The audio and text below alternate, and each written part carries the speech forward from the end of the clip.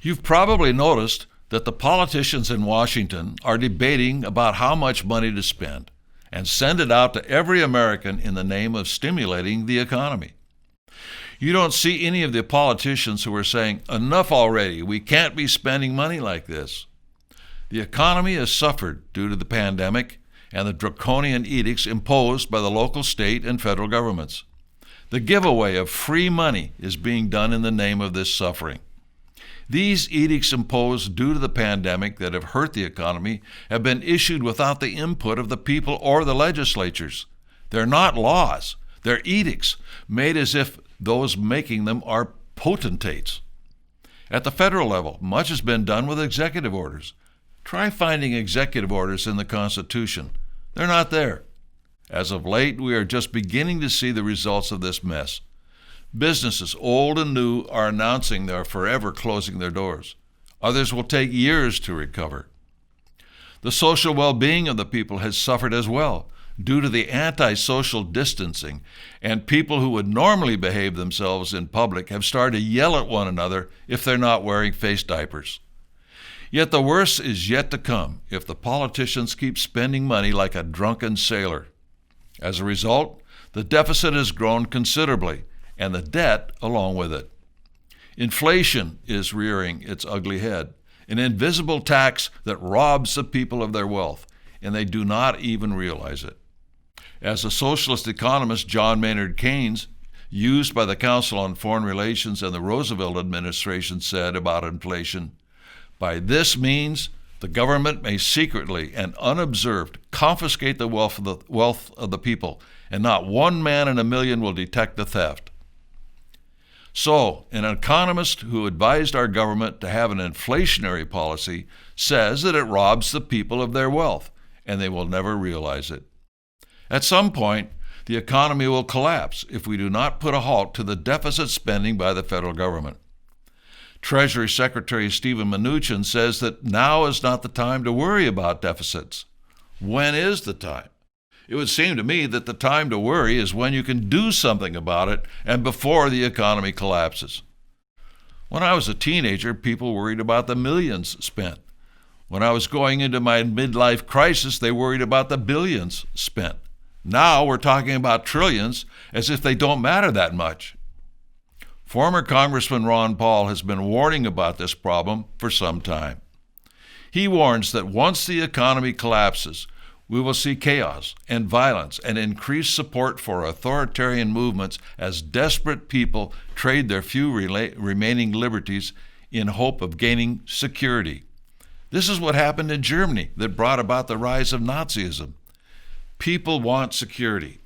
There are many examples in history beside the Nazis where people have gone into a dictatorship seeking security and found they've leapt from the frying pan into the fire. You may recall that many of the programs instituted by Obama were sold on the idea of security. Even the program of Common Core for the schools was sold by Condoleezza Rice under the banner of security, the United States Education Reform and National Security Report. For liberals, they used the environment as an excuse. For conservatives, they used national security as the mantra. With this election, Biden has a plan to outspend even the Republicans. He wants to tax the people by $3 trillion more while spending $5 trillion more, a deficit of $2 trillion. Perhaps these politicians should become plumbers and carpenters and be taxed like everyone else. The point is, unless we bring the deficit spending under control, our economy will collapse along with our country. There's only one way to bring it all under control, and that is through the knowledge of the people to elect and then enforce the politicians to adhere to the Constitution. If spending was limited to what the Constitution permits, the federal budget would be cut by at least 80%.